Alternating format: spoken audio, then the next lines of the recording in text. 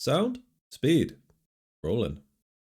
What's going on, film fans? How is everybody doing? How are we? Are we all surviving? Gonna get right into it this week. Doing one of my favorite westerns in recent memory. I know this film's about 11 or so years old now, but it is one of my favorite, I want to say, recent westerns that have come out, because westerns are an old genre. Don't know if you know that. We are doing, as you probably know, because you clicked the episode, Bone Tomahawk, the Kurt Russell, Patrick Wilson, Matthew Fox and Richard Jenkins led film, directed by S. Craig Zahler, I believe is how you pronounce that last name, who a lot of people may know also did Brawl in Cell Block 99 and Dragged Across Concrete, both of them featuring Vince Vaughn, the latter featuring Mel Gibson as well.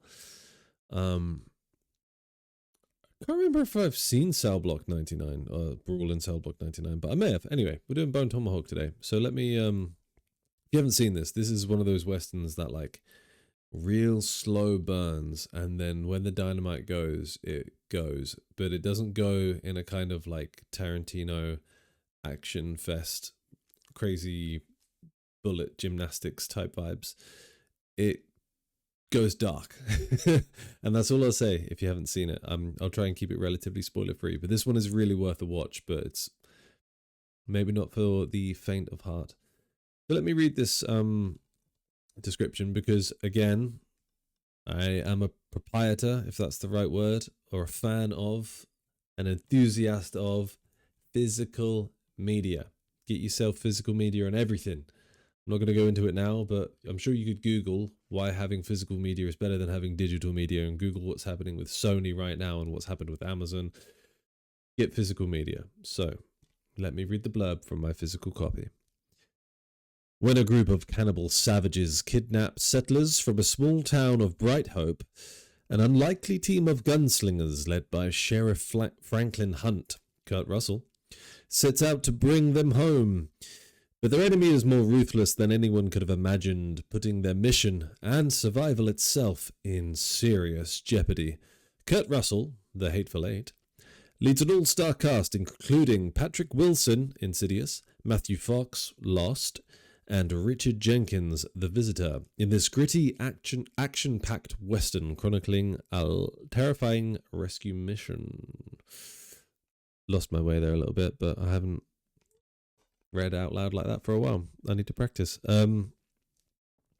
Let's just get into it. It's so good. The performances in this are amazing, particularly Richard Jenkins. If he didn't get any sort of nomination for this film,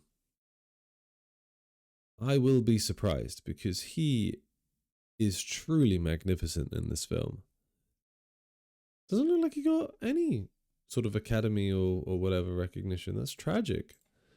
Richard Jenkins, most people might know from things like The Shape of Water or Nightmare Alley.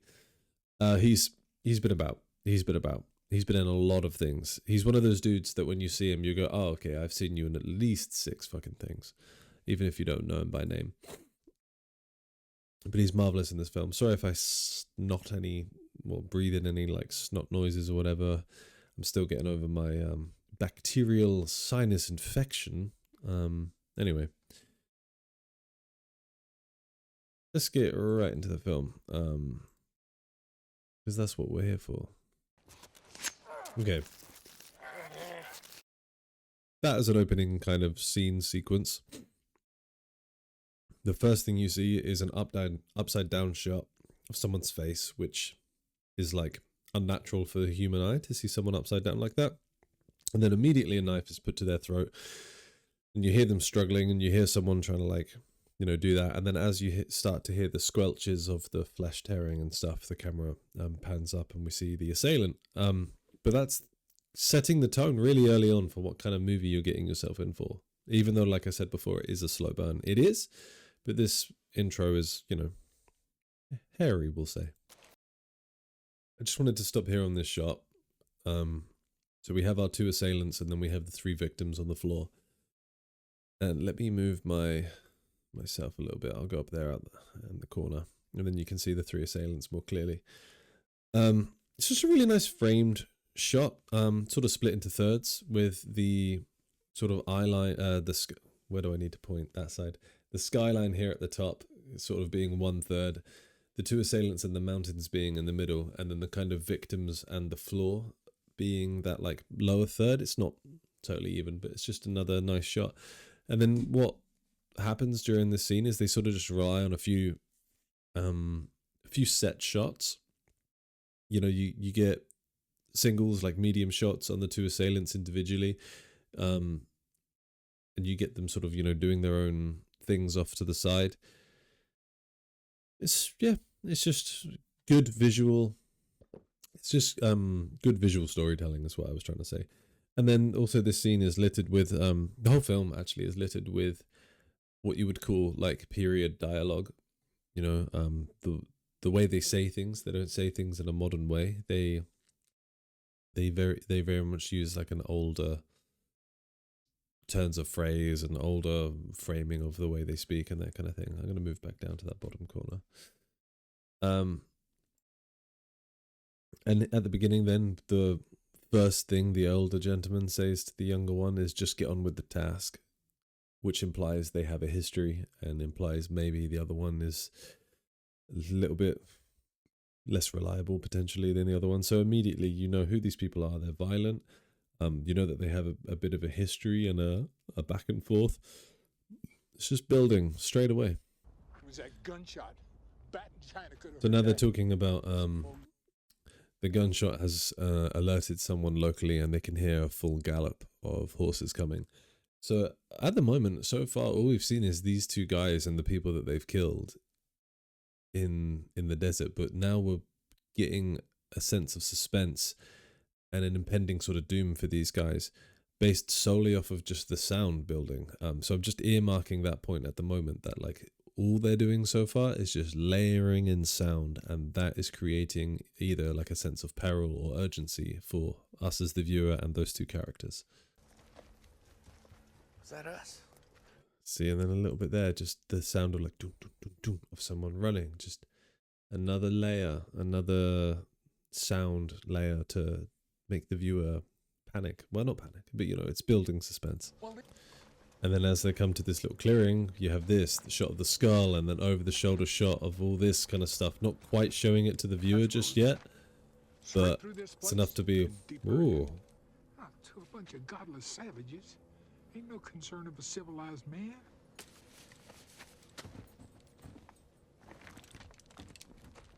And what? Okay, so what he just did there, he said he dismissed any sort of like traditions or value in a potential like Native American burial ground and just said no concern with savages and their religion is no concern to civilized men, which is obviously very bigoted and uncivilized. He then scratched his testicles with the end of his gun and spat on the floor like immediately after.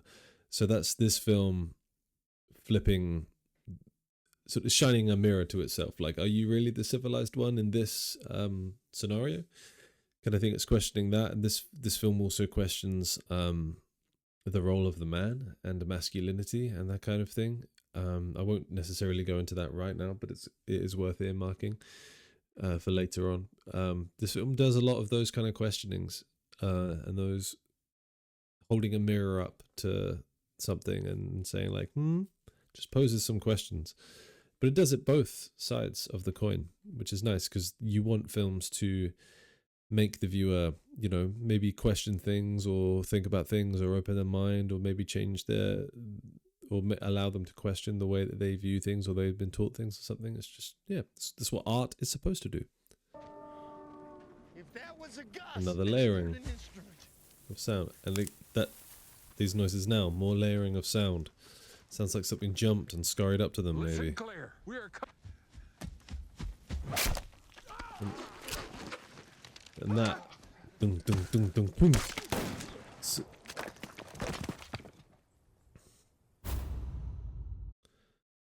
So you didn't really see the guy, you just saw this sort of silhouette in the background, and all you heard was the intense sort of speed of his footsteps running towards the camera.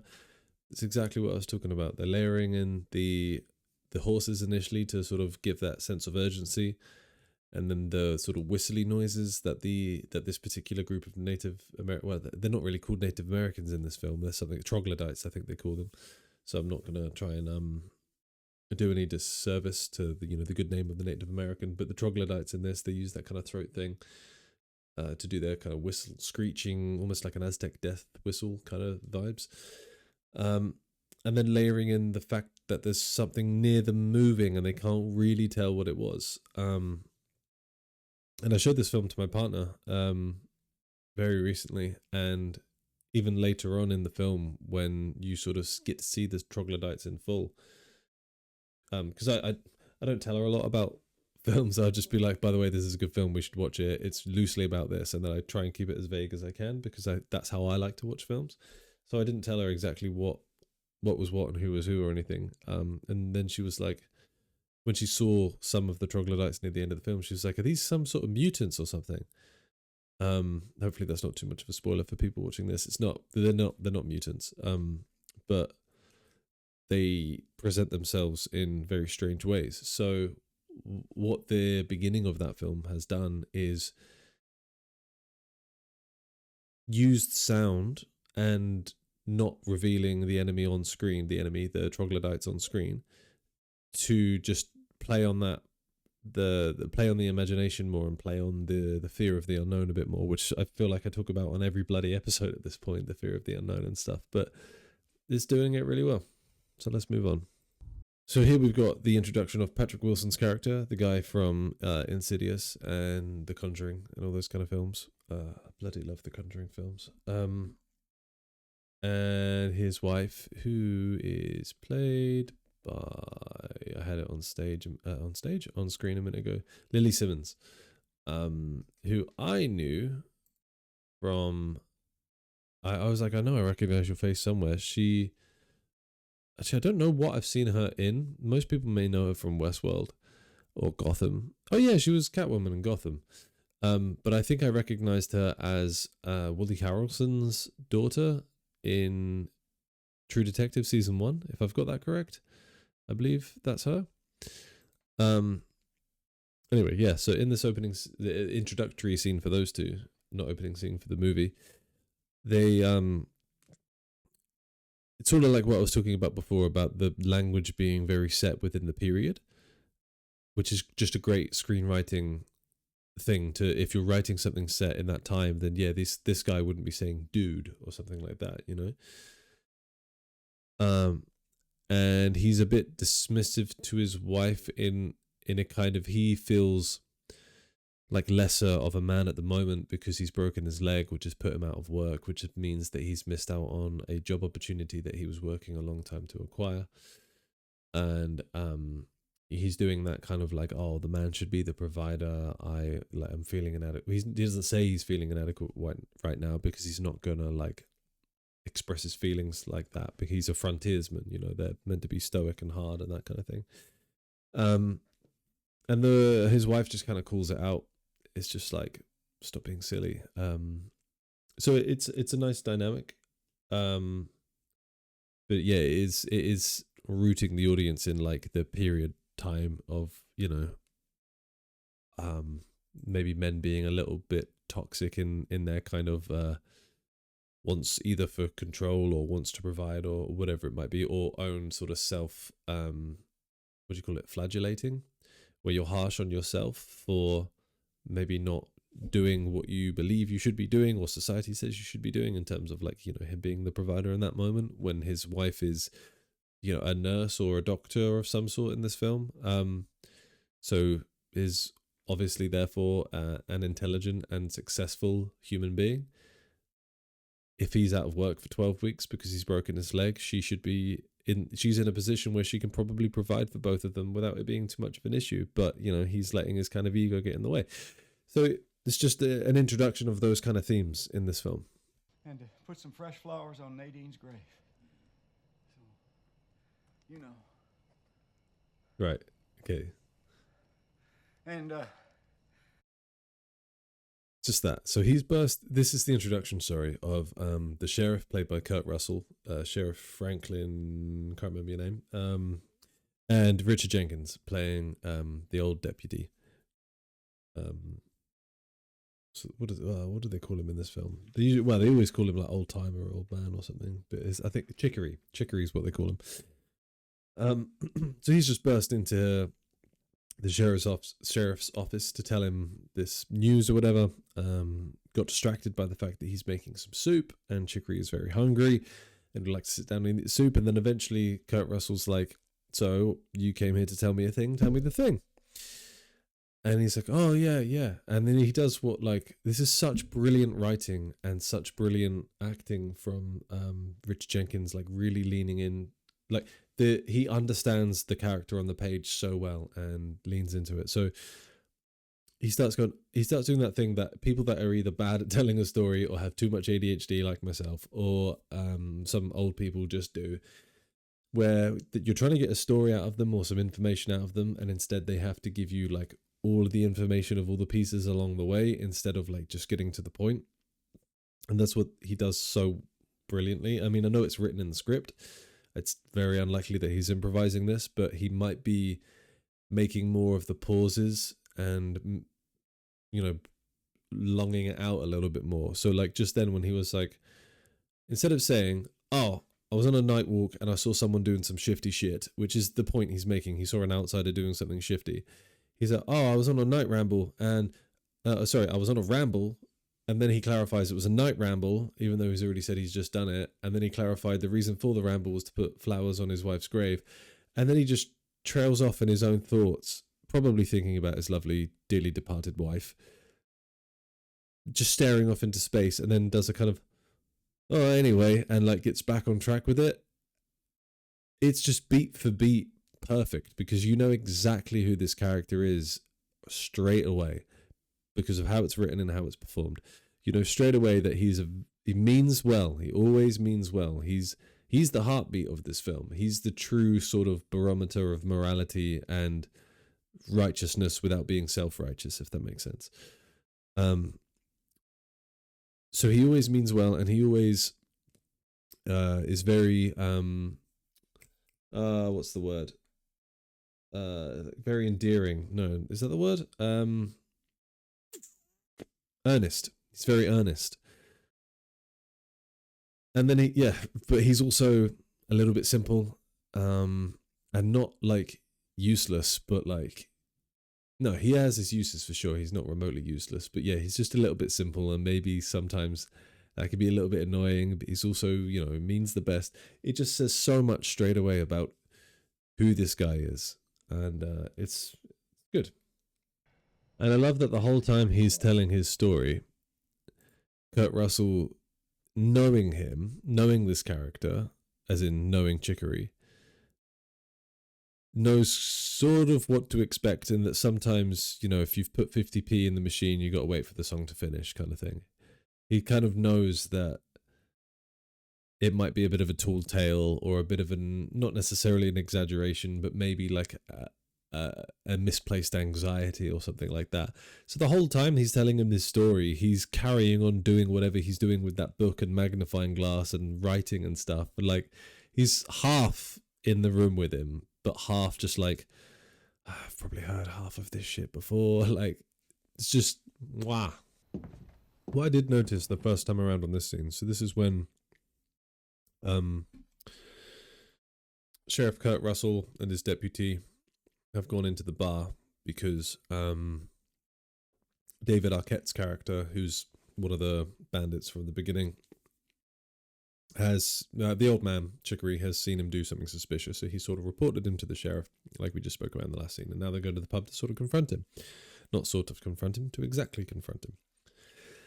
And what I did notice, it's because he's he seems a bit drunk or a bit unstable or something, and they are in a bar, and most of the shots seem to be on a handheld Steadicam, so there's a little bit of a shake, and they seem to be a bit shakier when they're looking at David Arquette, the bandit, on screen, and then they seem to be a little bit more steady, but still a fluid kind of bounce of a Steadicam with all the other characters, especially the sheriff. And then when this scene kind of wraps up, if I'm not mistaken, it just holds on one steady shot for ages, as if the problem is dealt with. See, it's a little bit shaky. Again, that shot.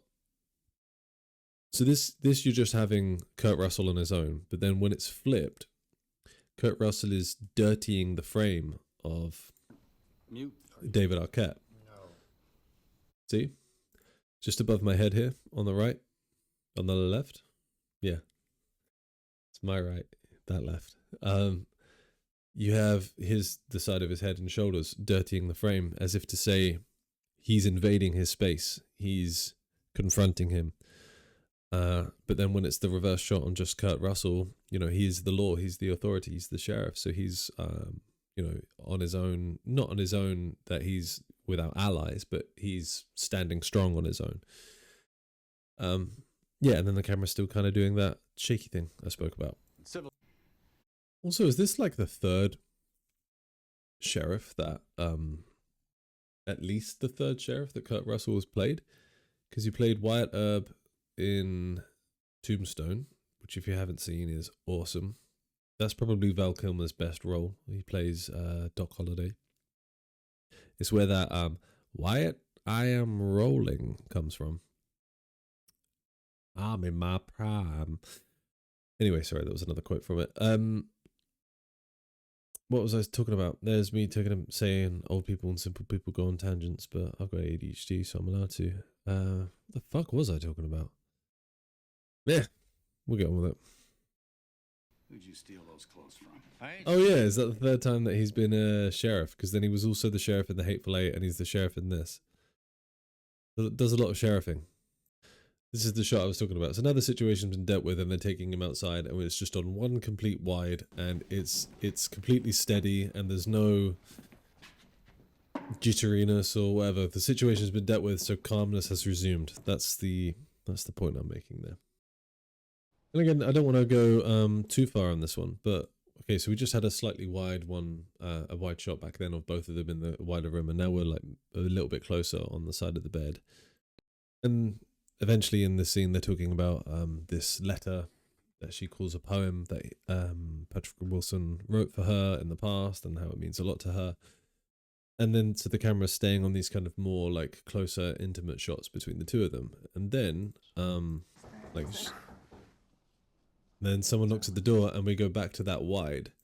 So we've gone from like not introducing them, but like being in the scene with them, moving right in where it's intimate and they're talking about nice stuff, and then as soon as someone knocks on the door, bam, we pull back, and it's like we're sort of intruding now on their nice little intimate moment. This film's just littered with so many of these lovely nice visual storytelling kind of methods. Like, if this is the sort of stuff that if you want to, direct a film or something, then knowing the language of what's in the scene is important. So this scene would have been really easy for me to just skip by, because the only thing it's sort of doing for the story is reaffirming the strong bond and connection of these two as lovers, right? But the scene is going to be interrupted by a third party, the person knocking at the door. So understanding the nature of what you want to convey on screen, of like moving in closely to these two lovers to share that intimacy, sort of invite the audience into that intimacy, and then the intrusion happens, so you pull back away from them, and now you've broken that intimacy with them. It's so subconscious on the audience, and most people probably don't even realize that is happening, but like that is the level of detail required to properly execute a scene. So well done, director. All right, so now we're moved on to when Mrs. O'Dwyer, the sort of nurse character, Patrick Wilson's wife, Lily Simmons, I believe, is tending to the David Arquette, the bandit guy, tending to him in the jail cell.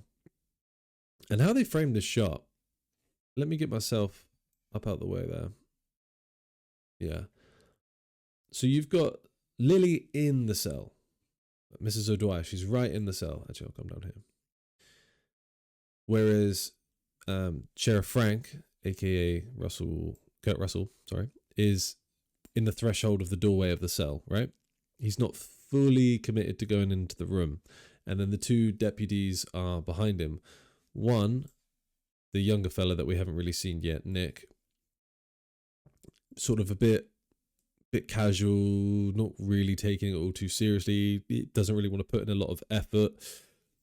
Bit lazy, that kind of thing. We see that all over his face and his body language, and the fact that he's like half sitting on a desk. He's not like snapping to attention. And then you get Chicory, who all he wants is to do the right thing, do the best he can, help his friends, help his boss, that kind of thing. He's like right at Kurt Russell's shoulder, just waiting for an opportunity to help. And then Kurt Russell, sort of being the alpha in this situation, the big dog, he's the sheriff, he's there with his hands on his hips, all authoritatively, like. And then what's dividing them on the right side of the screen to what's on the left side of the screen is the literal bar. We have the doorway of the jail cell is literally splitting the screen for us. So we have these kind of lawmen on the right who are approaching the situation from a very logical, we're the law, you're a criminal, you stay in the cell, we're not even going to come into the cell, kind of, not that they wouldn't want to come into the cell, but like, you know, they're keeping themselves distant from the human. Whereas Lily in this scene, Mrs. O'Dwyer, she's coming at it from a more human angle. She's taken the Hippocratic Oath, I would assume, if that was a thing at this point. But the Hippocratic Oath being that oath that doctors take, at least in America, to do no harm to patients, I believe, is the gist of it. No matter who the patient is, no matter if they have different political beliefs to you or whatever, you help the patient. That's it. That's the buck stops there. So she's coming at it from that angle, like, why is this man chained up when he has a bullet hole in his leg? He's not going to run anywhere. Why have you put chains on him? Like, is that necessary for you to do? Could you be providing with a better level of sort of human comfort? She's coming at it from that kind of thing. So, and you literally have them on two sides of the screen because they're opposing two sides of a sort of moral compass. And this film plays with morality a lot. Like I said before, the sexual morality, what is right for a man to do? Should they be that kind of imposing towards women? There's plenty of other morals that go at play within this film. That's just like two that they've paid attention, two that they've commented on in the opening 23 minutes of this film. And I like this shot as well. So this is Patrick Wilson in bed. His wife is, down the jail cell helping the prisoner or whatever, and he's reading that letter poem thing to himself. But look how wide the shot is. It's just completely showing his isolation. He's way on the left of the screen. The mise-en-scène in this film is really, really lovely, by the way, as well. Like the attention to detail of how the set's decorated. I mean, it's quite bare and empty there, to be honest, but like, I imagine frontier life probably was. You probably wouldn't have a lot of time or money to invest in like unnecessary decorations or trinkets or whatever. So it doesn't really matter to me that it's bare, but it all looks very of the period. Not that I'm an expert in that kind of. There are people that would be able to look at this picture and go, that picture frame wasn't invented until 1874, so there's no way it would be in a movie set in, I don't know when this movie's set actually. If it's 1874, I'll laugh. I don't think it tells you anywhere. Yeah, fuck it, who cares? But you see the point I'm making. But yeah, for the most part, the mise-en-scène in this film is pretty lovely. But yeah, it's just Patrick Wilson being on his own, isolated. But having him actually read the letter that he refused to read in front of his wife earlier just again reaffirms that love connection between the two of them and how important his wife is to him, and that in spite of his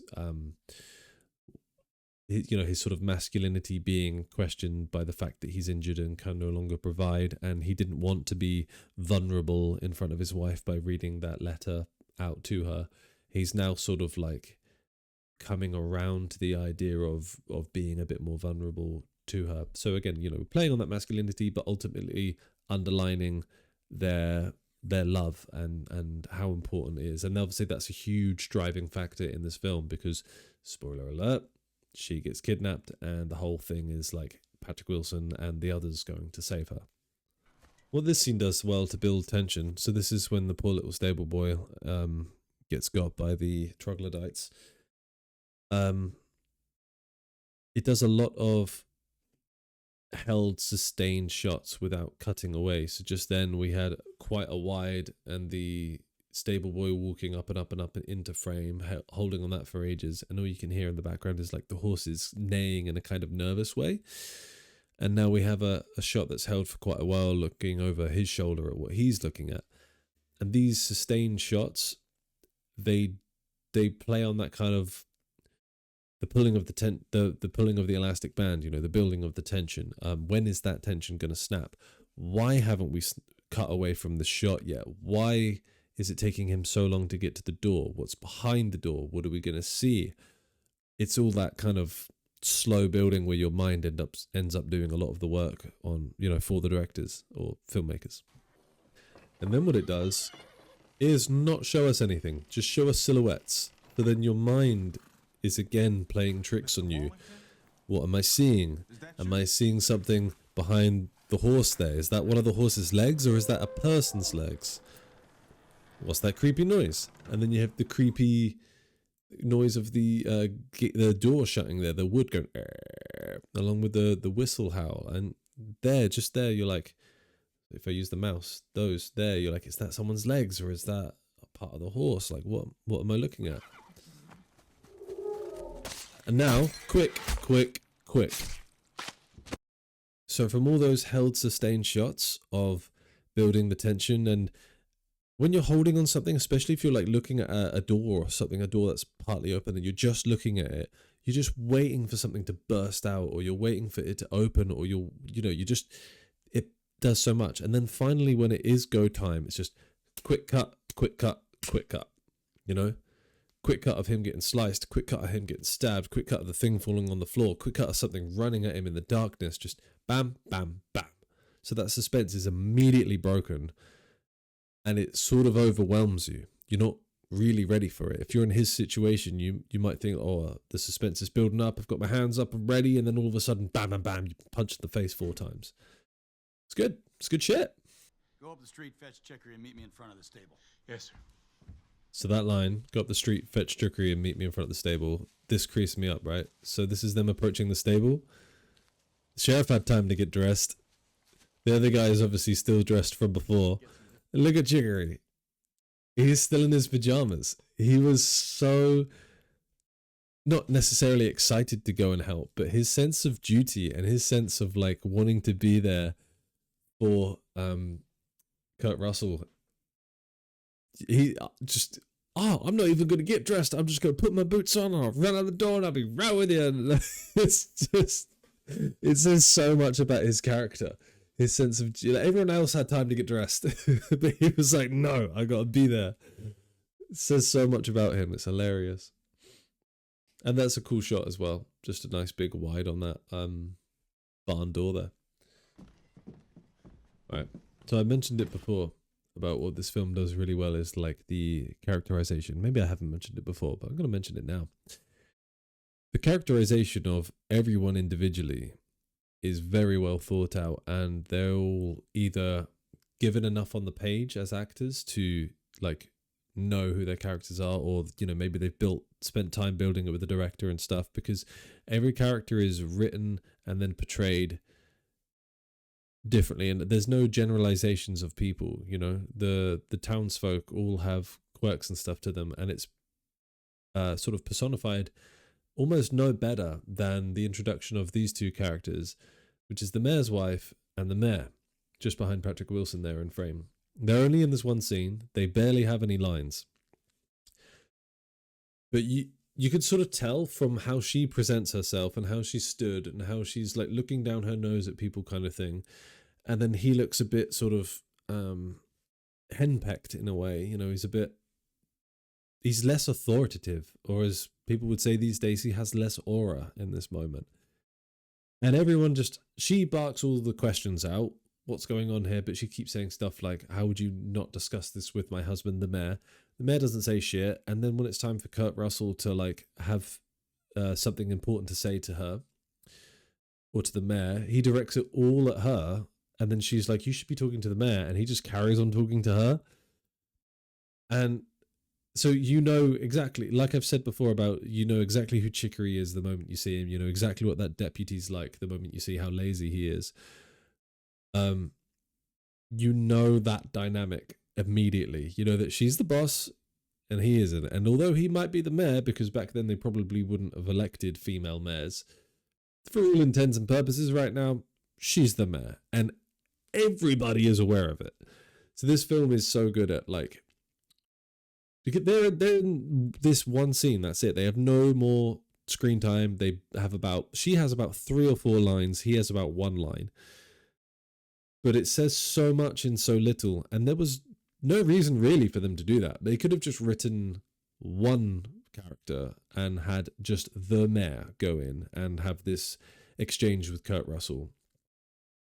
The fact that there's 2 and it happens to be a husband and wife, and it happens to have this very specific dynamic of her being the trousers wearer and him being, I guess in a way sort of a bit subservient to her. It's like there wasn't really any need to do that, but the fact that they have written that in for these 2 very minor characters just makes the world that this film is in feel so much more alive, and it makes all the characters feel more rich. It's just good shit. It's just good writing. Why was my husband, the mayor, not informed of this situation immediately? Well, the sheriff, he told me to go get him, but I'm old. See, she's asking all the questions, and the husband's just like, yeah. Forgot. Just got a quick note on the framing. Look how all of that is framed. I mean, she stood in the way of Richard Jenkins a bit, but if he takes 1 half step to his left, then he is also seen in frame. That's just really good framing there. Of the geography of where all the actors are stood. You can see everyone.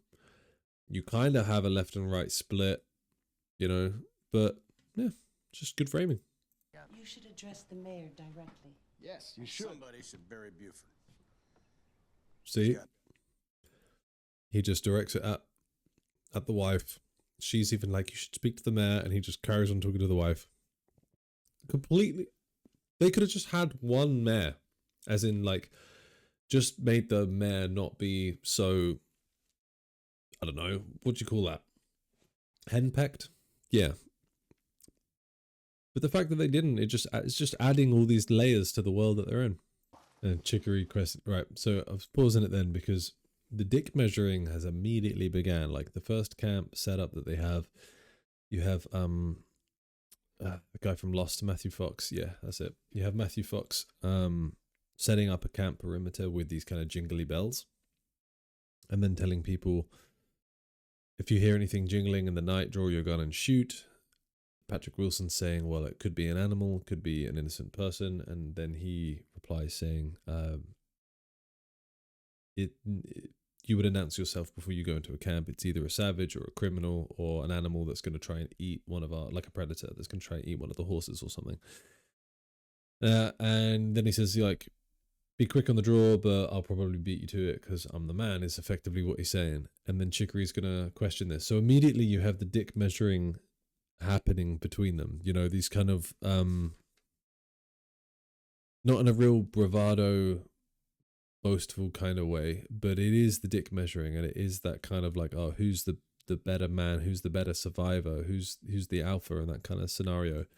And Chicory's going to go and question him now and sort of say like, look, just because we're out here in the world doesn't mean that you don't have to abide by the law anymore. Like, I'm a lawman, the sheriff's a lawman, so you have to, be respectful when you speak to the law.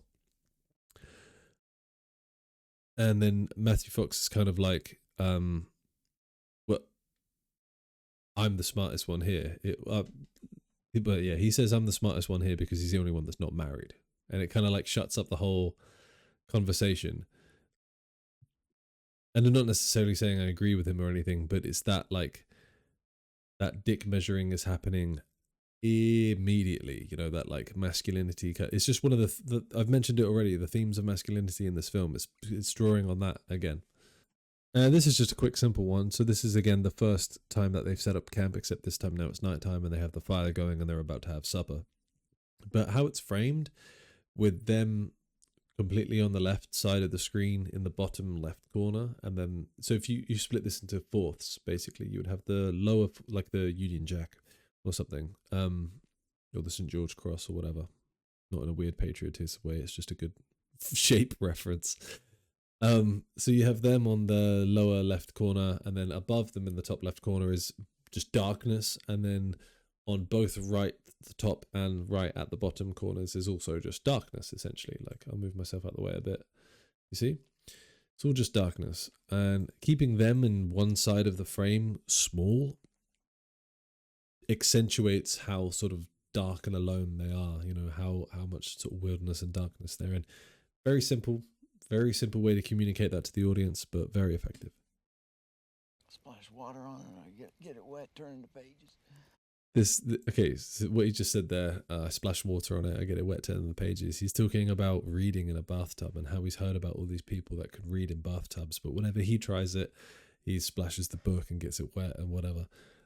And this section of dialogue happens a lot with this character Chicory. Not that this specific conversation, but this style of dialogue where he's not adding anything to the plot. He's not giving you any exposition. Sorry, I'm still struggling to talk a little bit from this illness. I'm still a bit blocked up and congested. He's not adding any exposition. God damn it. He's just chatting shit like old people do, just talking nonsense. And it happens a lot throughout the film. It happened earlier. It's happening now when they're trying to sleep it's again at that first campsite. And Kurt Russell just goes along with it. Just answers the silly questions, gives advice to him. Like, he's like, the reason he's asking is because he gets bored when he's in the bathtub, right? He gets bored of looking at his toes, is what he says. And Kurt Russell's like, why don't you keep a towel next to the bath and then you can dry your fingers before you turn the pages, or you can buy a music stand and a vinyl or whatever and listen to music while you're in the bath. And it's the best advice Chicory's ever heard in his life. It's just so sweet and endearing. This is what I mean about him being the heartbeat of the film, and Richard Jenkins just like completely leaning into it and playing into it, and never once like judging his character and judging his naivety or his earnestness, just being it. It's so sweet because it's almost like the comic relief, because this film would be pretty bleak if there wasn't any comic relief in it. But instead of having like a bumbling character that's like getting slapstick style Laurel and Hardy laughs by stubbing his toe or falling over, they're not doing anything like that. He's not making jokes. He's not, cracking wise. There's not really any of that. Like, yeah, they do joke with each other, but it's the same that anyone jokes with each other. It's not like Zach Galifianakis on The Hangover, for example. It's not like these obvious jokes.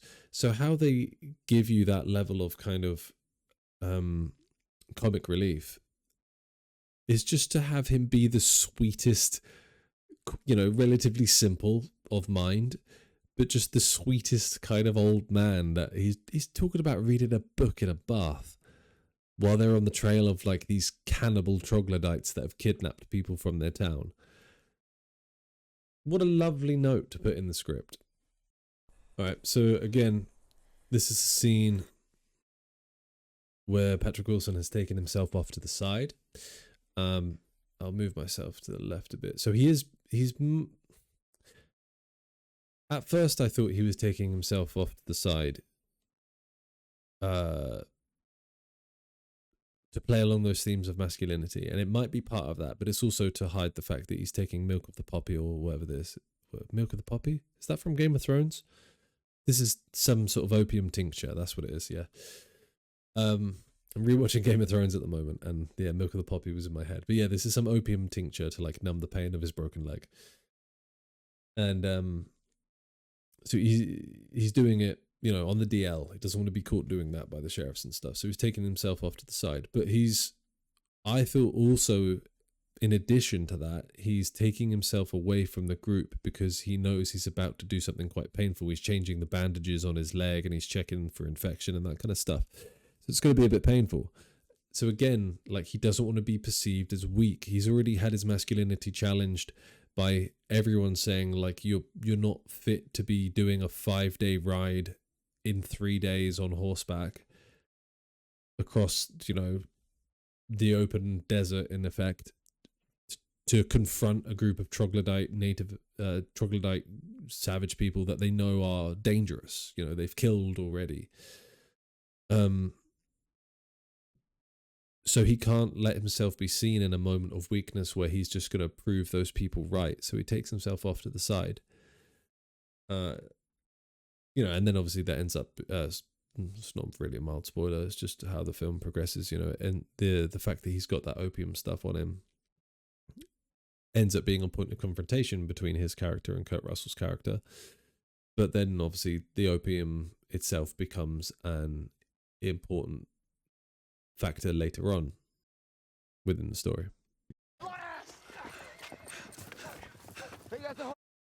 So then, as is the way with this film, the action just kind of comes out of nowhere, and it doesn't really come with any sort of soundtrack.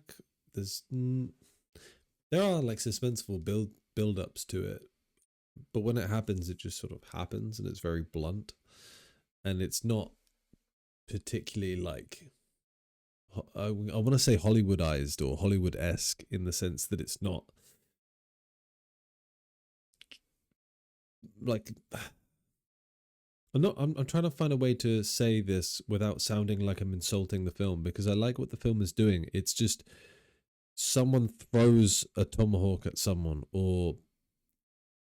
but that isn't done stylized. It's not like The Matrix where it then goes into slow motion or something. You don't see a close-up of the weapon in someone's hand and then they throw it. The person just comes on screen and they throw it. Like, the person's just on screen or off screen and they fire a gun and you just get assaulted by the noise, or just they're in your face and then bam, there's a gun. Like, it's all just very quick and to the point, and it's not remotely stylized. It doesn't look choreographed. Like, if it's someone throwing a tomahawk, it's not like a martial artist throwing a tomahawk. It's just a bloke throwing a thing, you know? And that's what this film, it sort of punches you in the gut with its moments of violence. And this moment in particular isn't even that violent. Like, one guy gets shot and then some other guys off screen steal all the horses and you don't even see the horses riding away. I mean, this is again probably like just another way to do a film on a budget in that kind of respect. Instead of filming like a horse charge and people getting on the horses and stuff, you just have it take place off screen. So, you know, that's crafty, good filmmaking. Anyway, I'm not doing it a disservice to that, but the way the violence is just so like in your face, done, or noisy off screen, done. Like, there's no sprinkling any sort of fairy dust on it. It's good. But also this is another like another plot development. Now they are without the horses, so the journey is about to get even tougher. That's a nice framing of those three as well, by the way. And then I suppose, yeah, then separately on his own you have Matthew Fox, who's about to go, and because as we find out in a moment in this very scene, his horse like rejected its rider, so would have been like, you know, injured by the rider. Sorry. And then Matthew Fox walks up to it to put it out of its misery, basically. And it's the first kind of moment of vulnerability that we see from his character. He's always been very reserved and very macho and plays his cards close to his chest and that kind of thing. And now we get an actual moment of like, not weakness from him, but he is vulnerable in this moment. So, you know, we're getting to know these characters a little bit more. We're on the road with them, and now the journey's got harder. So what we've had just happen here is Patrick Wilson's leg is still playing him up, and he's slowing the team down. So they're going to agree to walk on, and he's going to catch up while they rest, kind of thing. And I like that when the film does this split, because we're going to be in this split of them for a little while now, of like him always sort of playing catch up and struggling by himself, and them always being like away in the distance kind of thing, and the camera and us as the audience, we stay with Patrick Wilson, so we're isolated as well from the rest of the team, because it is just us and Patrick Wilson, so it puts us in his shoes and uses him to drive that sense of fear of the unknown, I suppose, through it. But I do love that Chicory's just like continuously either positive, looking for the silver lining, or just chatting about such mundane things that it sort of puts you at ease, makes you less worried, I guess. Oh, that was such a gnarly sound effect, the crunch there. So that's him breaking his leg again after taking a swing at Matthew Fox's character for being a bit lewd about his wife. So, and this is another. So now that his leg is broken, there's a whole shabacle about, re-broken. There's a whole, conversation about how they're going to deal with that. And it's upping the ante again. It's making the journey even harder. So not only did he have a broken leg, then they got their horses stolen. Now he's re-broken his leg and they're going to have to set it again. And that's a whole thing. It's going to make him even slower. He's now probably more likely to get infected and gangrenous. And, it's an ordeal. So again, it's another hurdle for our protagonists to overcome. It's another setback for them. This ultimately, you want your heroes to go through the ringer a bit before they get, to the end goal or something. Otherwise, it's not about the end, it's about the journey, isn't it? And this is a road movie, essentially. A lot of Westerns do tend to be. Is that a generalization? I feel like there's a lot of Westerns that are road movies. When I say road movie, I mean like people traveling from one place to another. Not that it takes place on a motorway or something. But yeah, that's what this film is. It's a road movie, among many other things. So a lot of these shots. So this is them entering the valley of the troglodytes. They found their target. And again, it's similar to the shots that they used when they were doing the stable boy be attacked at the beginning. So why I drew attention to it back then, because it's again those like either long shots from the character's perspective, like looking around, like not looking around a corner because you can't look around a corner, but like looking straight on at the corner and then knowing that there might be something behind the corner or around the corner, if that makes any sense audibly.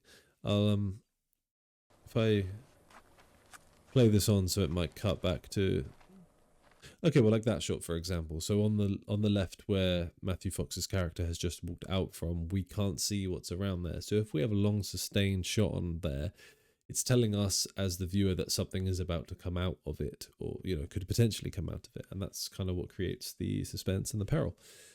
And so this film's doing it again now with the, now that we know that we're near the troglodytes again, it's doing it again.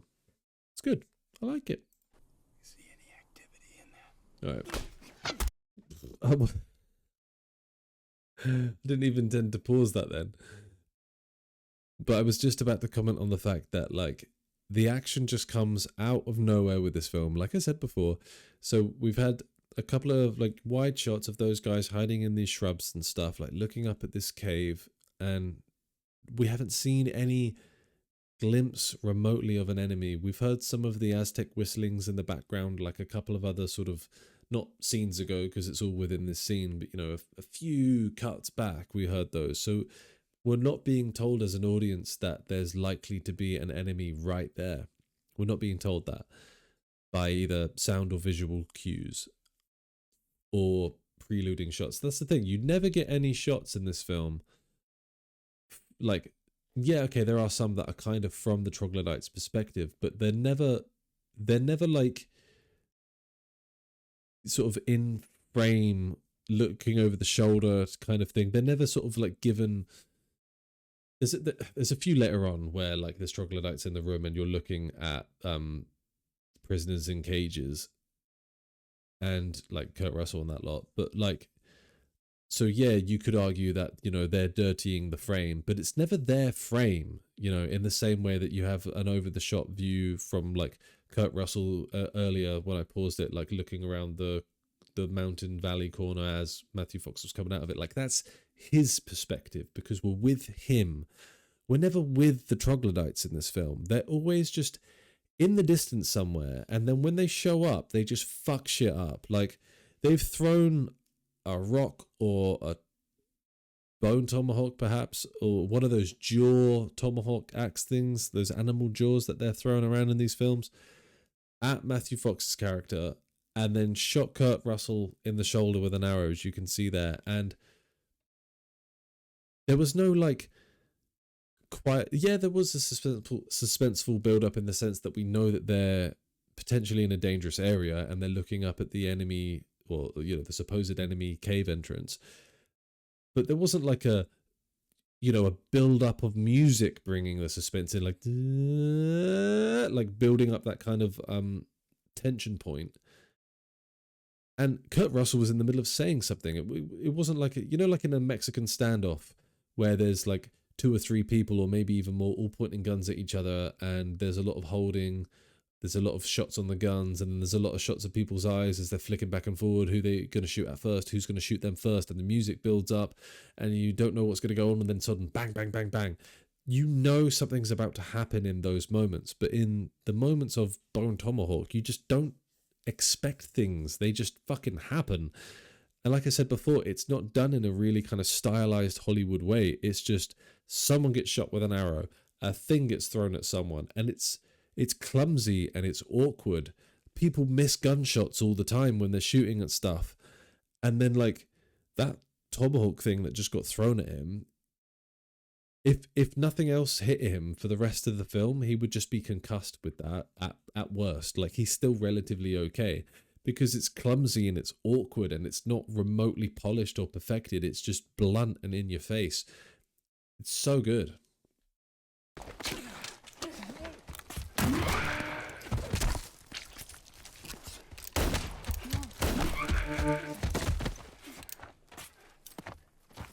See?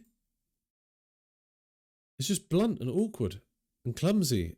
And you're sort of like, because you're not really getting these like slow motion kind of real like focused on moments, you're almost kind of like, wait, what happened? Like for those that couldn't make it out, he just lost his hand because the thing that hit him went up in the air, and as he was on the floor, it just came back down and landed on his hand. Whereas like when I rewatched the film earlier, like in preparation for this podcast, at that moment I was like, wait a minute. And I had to pause it and rewind because I was like, what the fuck, did he throw it at him and cut off his hand? Or did it cut off his hand when it landed on the floor? Like, because it's just blunt and clumsy and sort of unapologetic. And like I say, because it's not stylized and it's not drawing specific attention to it, like, yeah, obviously there was a shot of his hand being chopped off, but it's not drawing like razzle dazzle attention to it. It just happens. And it's quite, it makes the film that much more realistic because of that. Like I was talking about how it, with all the different characters being so sort of specific and all the dynamics of relationships like the town mayor and that kind of thing, it's another grounding of the realism. That makes sense. Right. So this is kind of like what I meant before about the shots, right? So yeah, those guys are in frame, but it's not like above their shoulder from their perspective.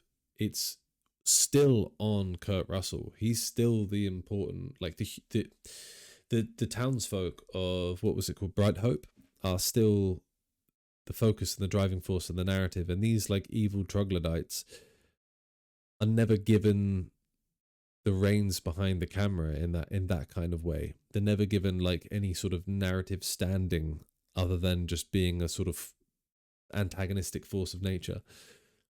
And that helps them stay unhuman in the audience's eyes, if that makes sense. That helps them stay as the other and the kind of freaks. And like, don't worry, this film isn't saying anything negative about Native Americans like that. Like, it makes it very clear early on that these are not even like considered remotely the same by other Native American tribes. They're considered like strange, not even like distant cousins, just fucking weirdos that they don't want to associate with. They don't hold the same values as them. They don't hold the same traditions. They're not remotely like them. And it's made very clear, so don't worry about that. See, and again, like, we're just getting shots of like the backs of people's legs and stuff. And also, we don't really get that many. Actually, I don't think we do until she gets. Well, spoiler alert, but until they get her out of the jail cell, we don't really get close shots of her as well. Now that they're in now that they've been caught and they're in the cages, kind of thing. And like, because we've stayed with like Kurt Russell and Patrick Wilson and all those guys for like the entire sort of traveling part of the movie. Like I say, it's a very road movie-esque. And the whole point has been to see if the deputy that got kidnapped is okay and the wife of Patrick Wilson is okay. But not letting us be close to her as an audience. Like, when we look at Kurt Russell from the outside of his cell, we just look at the cell with Kurt Russell in it, which I'll show you in a second. But then when we look at her, we look at her from within Kurt Russell's cell. So she's not only covered by her own bars, she's also covered by Kurt Russell's bars. Like, you see that big dark here, right here in the middle of the screen, and then right there in the middle of the screen. Like, we're just covered by those dark shapes, which are making it harder to get like a full glimpse of her. To see her, we can only look through those two on the right side of the screen, you know? And then because we're behind the bars as well, we can't literally get close to her. So it's just not letting the audience get any relief from the fact that, like, at least they found her. Because, like, yeah, they found her, but we can't help her. We don't know if she's like injured at the moment. Like, there's a huge disconnect between the heroes and us as the audience and the person that they're trying to save. See? Then the reverse shot on Kurt Russell, we're right up against his cage. The only thing between us and Kurt Russell are the bars. Other than that, we could reach out and put our hands through the bars, you know? You see? But for her, we're so much more distanced. See? Distanced. Well. From this moment on, this film just gets so dark. So, like, it's been brutal and it's been apologetic, but, like, the violence, you know, it's been arrows landing in people, it's been gunshot wounds. Yeah, the stable boy cut up earlier in the film was a little bit graphic, but we didn't really see too much of it, either when it happened or the aftermath.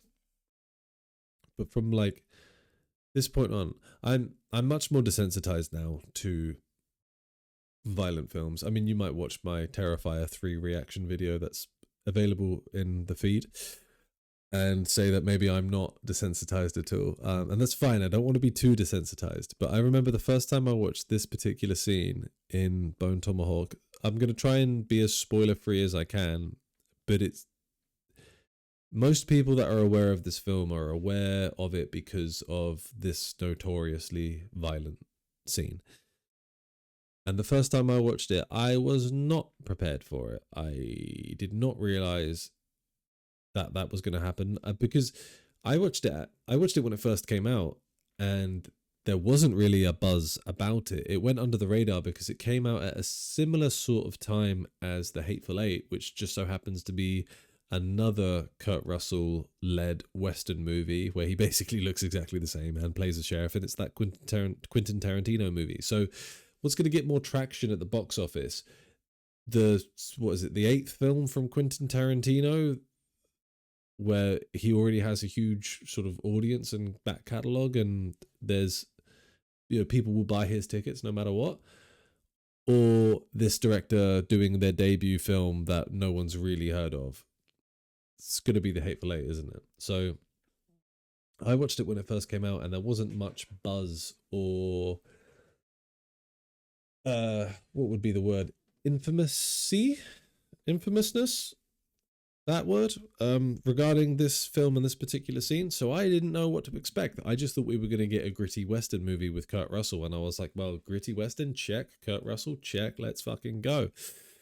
And then this scene pops up, and at the time I was like, it was one of the harder films to watch I'd seen, and by that point I'd seen Cannibal Holocaust and like Hostel and Human Centipede and all that kind of stuff. But with those films, you kind of expect, of course you expect that kind of violence. That's what those films are. That's what they're setting out to do. But in a way, you kind of get desensitized as you watch it. And like I say, because, so like I've said before actually about the other violence in this film coming out of nowhere, this comes out of nowhere as well. And is so blunt and brutal in and of itself. Do you see what I mean? So I don't really want to say what happens for those who haven't seen it. But it involves scalping, and that's the least bad bit of it. And I remember watching it at the time and just going, I want to look away, but I can't. Oh my God.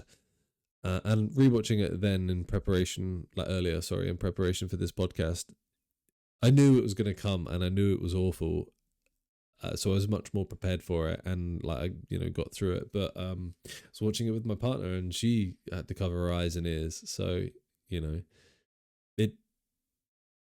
it's a powerful, powerful scene. And like, from the moment this guy that's on screen now with the teeth thing, the horn, teethy claw, whatever's on his face, from the moment Mrs. O'Dwyer says, "Oh no, not him," you're like, "Oh fuck, we thought the rest of them were bad. No, this guy's going to be worse."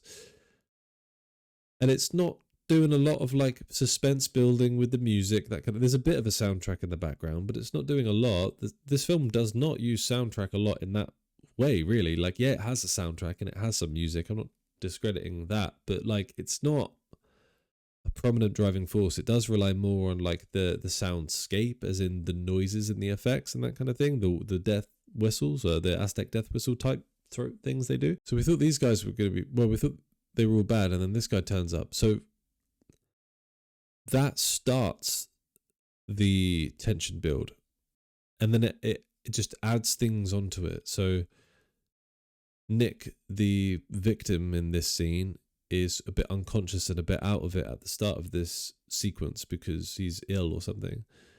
So you have Kurt Russell trying to wake him up. You have the woman pleading to not take him, leave him alone kind of thing.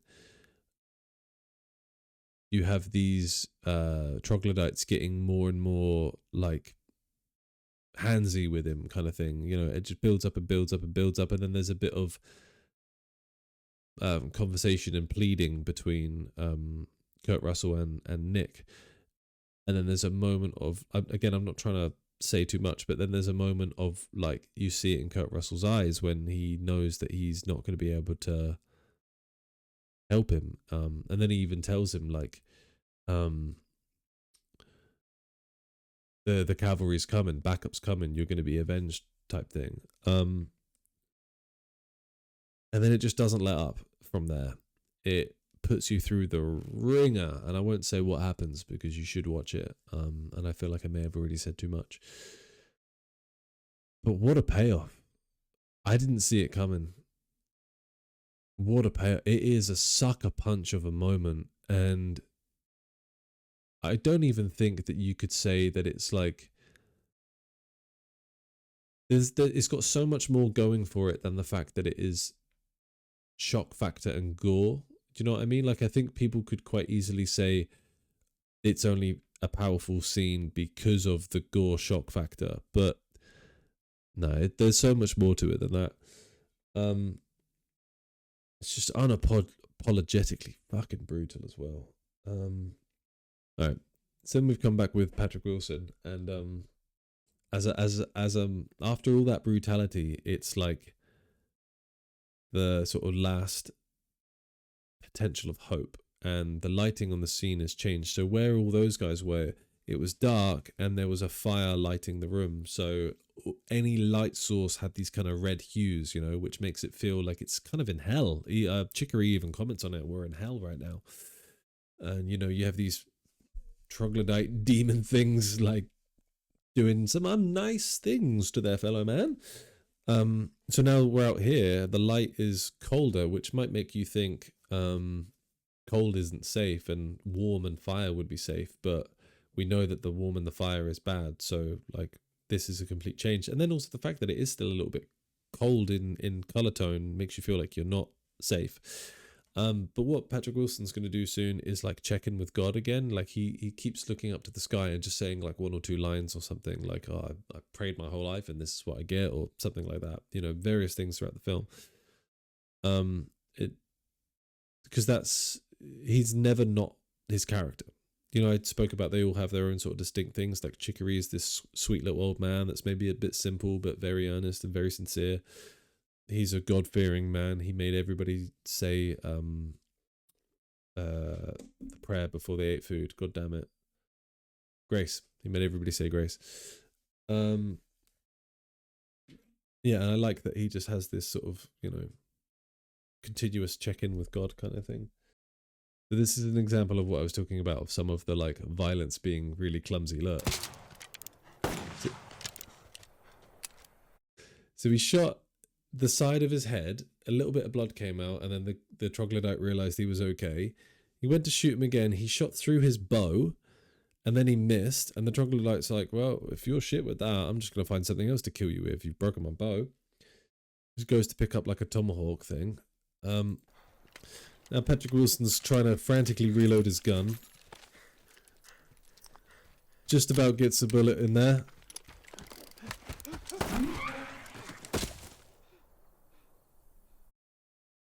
It's so clumsy. And that, again, adds to the grounding and the realism, but then also adds to the suspense then as well, because like where he had all those imperfect shots, you're like, ah shit, Patrick, sort yourself out, come on. Okay. Come into Bright Hope. I remember. Him monologuing about the flea circus. Richard Jenkins absolutely steals this film. Like, they're all good in it. They all are very good in it. It's the best Matthew Fox thing I've seen of his, probably since Lost. Patrick Wilson's great in it. You really believe his like love and dedication for his wife, and his pain and his anguish in his leg. Kurt Russell, you totally always buy Kurt Russell as the authoritative figure, the leader kind of thing. That kind of goes without saying. But Richard Jenkins completely steals the show as this sweet, innocent man. And what I mentioned before about him just having these moments of dialogue that aren't exposition, they don't drive the narrative on, but they just give you character.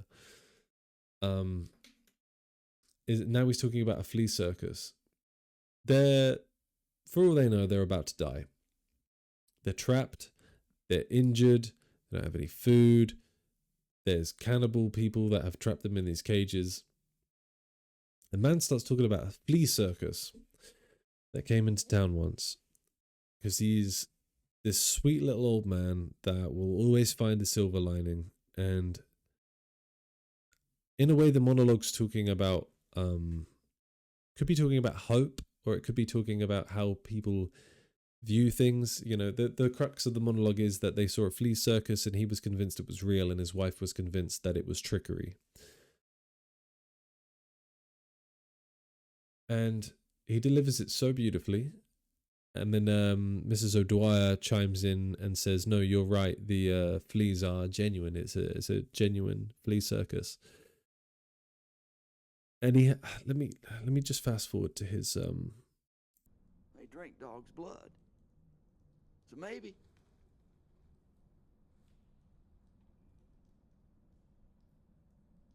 Look at him. He's just staring off into space, completely remembering and visualizing that trip he had to the flea circus. He's not. I've spoken about this before in other podcasts. I get frustrated when it's time for someone to do a monologue and they choose it as their my time to act. This man is just there. He's there 10 years ago, whatever, how long ago it was, with his wife looking at a flea circus. He's completely there. He's completely lost in his thoughts there. He's not overdoing anything. I think it was real. I believe those fleas are alive and talented.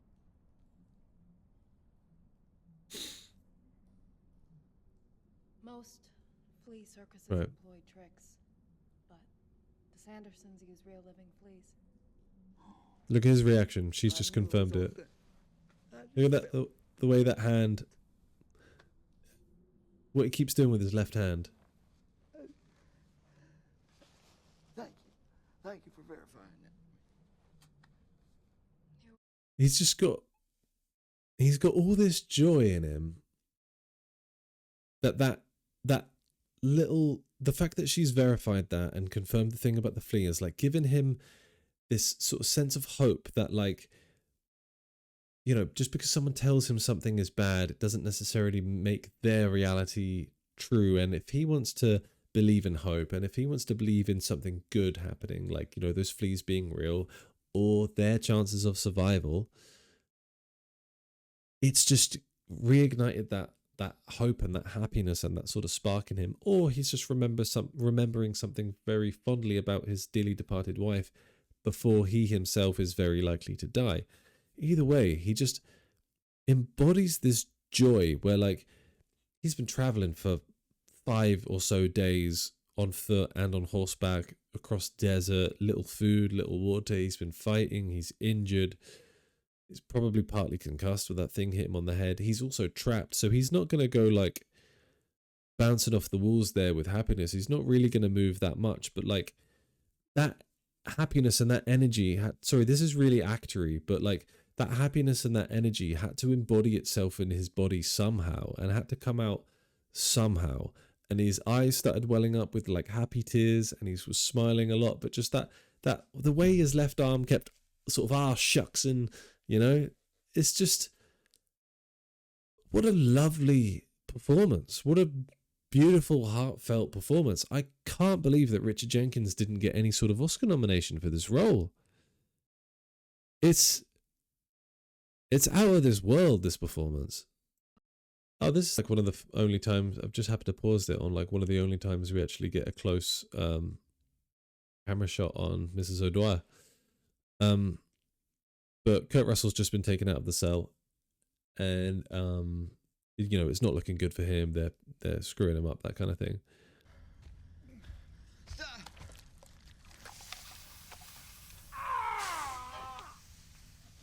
I'll make sure you're avenged. I'll make sure. Sheriff, I'll make sure you're avenged.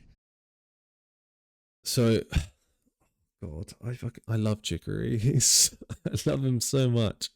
So when I said before that there was a bit of an exchange between Nick and the sheriff before the bad things happened to Nick, and I made the point of telling you guys that Kurt Russell tells him that he's going to be avenged, just to give him a little bit of, like, not hope, but like a little bit of consolation just before he dies, right?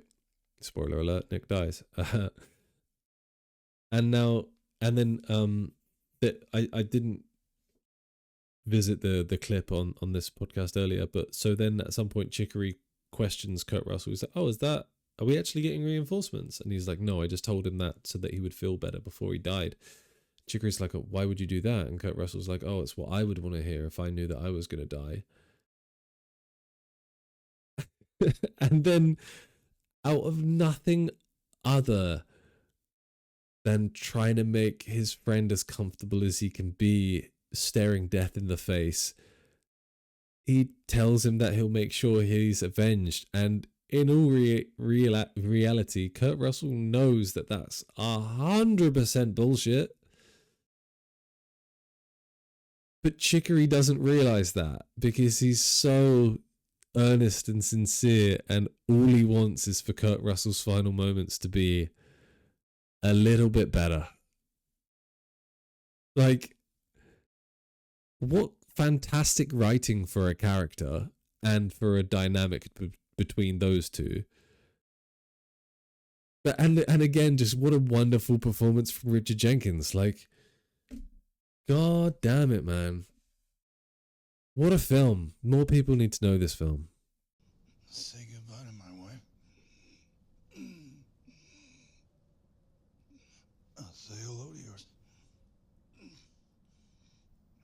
yours.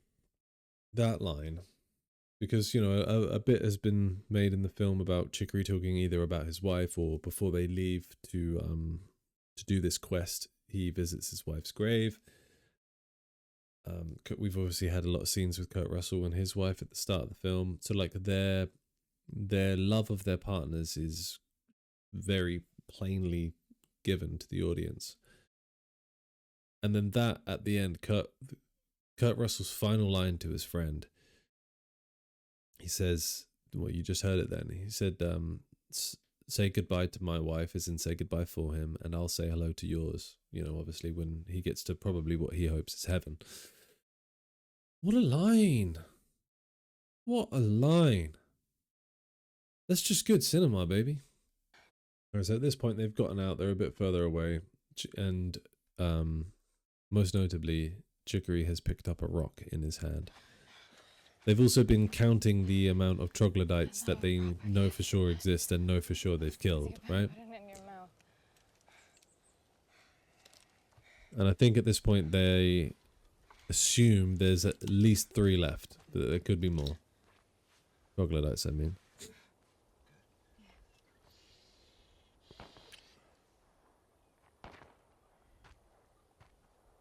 Those gunshots? They were. Look at Chicory looking for his friend. 3. And then his smile breaks out. He knows the sheriff did it. So you get like one slither of optimism at the end of a bleak, brutal film. And check this for a final shot. Stone in the dirt. And that's the final shot of the film. You get that aggressive bang as it hits the dirt. And then you kind of have it split in 3s, but I suppose that's more split in half. With the floor and then the hill and sky being the other half. There's nothing fancy, like, not to discredit this is a compliment. There's nothing fancy about that shot. As has been the case with this entire film. That's a shot of a rock in some dirt. There's no nice bushes and shrubbery to look at. Just as with the whole rest of this film, it's just been, bam, here's some sequences, here's someone getting fucked up, here's a fight, here's whatever. Like, it's just blunt and brutal and to the point. And I feel like that end shot just encapsulates as that. The dull thud of the stone is like the dull thud of someone getting something thrown at them. And it's not nice to see. It's just dirt and mud. I love that film. I really do love that film. And I am going to start the campaign for Richard Jenkins to get, like, not posthumously because he's still alive. At least I think he's still alive. But, like, in retrospect, get a nomination for this film because, god damn it, he deserved it. If you're still with me at this point, thank you very much for sticking around. Please do rate, review, subscribe, give the thing a like, a thumbs up or whatever. It helps me, help the algorithm and all that, and helps me reach more videos and people, audiences, whatever. Appreciate your time. Goodbye.